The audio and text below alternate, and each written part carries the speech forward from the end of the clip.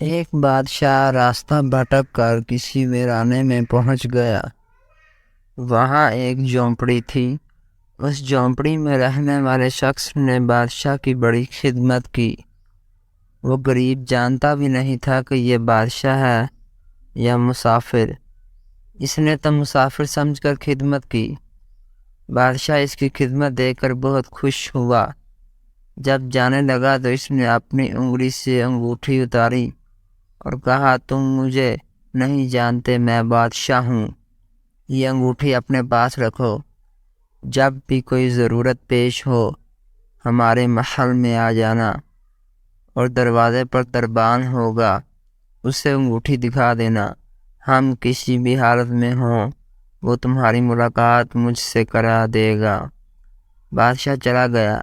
کچھ دن بعد اس کو کوئی ضرورت پیش آ گئی تو فقیر بڑے میاں کے محل کے دروازے پر پہنچ گیا اور دربان سے کہنے، میں نے بادشاہ سے ملنا ہے۔ دربان نے اوپر سے نیچے تک اسے دیکھا اور کہنے لگا، اس کی اوقات ہی کیا ہے کہ بادشاہ سے ملنے آ گیا۔ کہنے لگا، تم نہیں مل سکتے۔ اس دیہاتی آدمی نے انگوٹھی دکھائی تو دربان کی آنکھیں پھٹی کی پھٹی رہ گئیں۔ اس نے کہا، یہ تو بادشاہ کی مہر لگانے والی انگوٹھی ہے، یہ آپ کے پاس کیسے آئی؟ اس نے کہا، یہ بادشاہ کا حکم تھا کہ جو یہ انگوٹھی لے کر آئے اسے مجھ تک پہنچا دیا جائے۔ دربان اس دیہاتی آدمی کو بادشاہ کے خاص کمرے تک لے گیا۔ جب وہ دیہاتی آدمی بادشاہ کے خاص کمرے میں داخل ہوا تو دیکھا کہ بادشاہ نماز پڑھ رہا ہے اور دعا کر رہا ہے۔ تو اس نے یہ منظر دیکھ کر واپسی اختیار کی۔ محل سے باہر جانے لگا تو دربان نے کہا، اب مل کر تو جاؤ۔ اس نے کہا، میں جس کام سے آیا تھا وہ کام ہو گیا، اب مجھے واپس جانا ہے۔ تھوڑی دیر چلا تو بادشاہ فارغ ہوا۔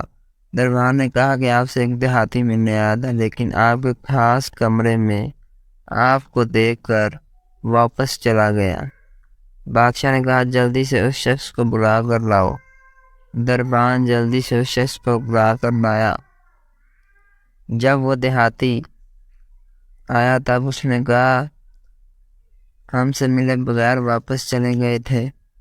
اس نے کہا، بادشاہ سلامت، اصل بات یہ ہے کہ آپ نے کہا تھا جب کوئی ضرورت پوری پیش آئے تو میرے پاس آ جانا، میں پوری کر دوں گا۔ لیکن مجھے اللہ کے سوا کوئی حاجت روا اور مشکل کشا نہیں۔ صرف وہ ذات ہمیں فائدہ پہنچا سکتی ہے اور نقصان سے بچا سکتی ہے۔ یہ بات سن کر بادشاہ بہت خوش ہوا اور دیہاتی کو بہت سے انعامات سے نوازا۔ اس کہانی کا نتیجہ یہ نکلا کہ ہمیں صرف اللہ پر یقین کرنا چاہیے، کسی اور پر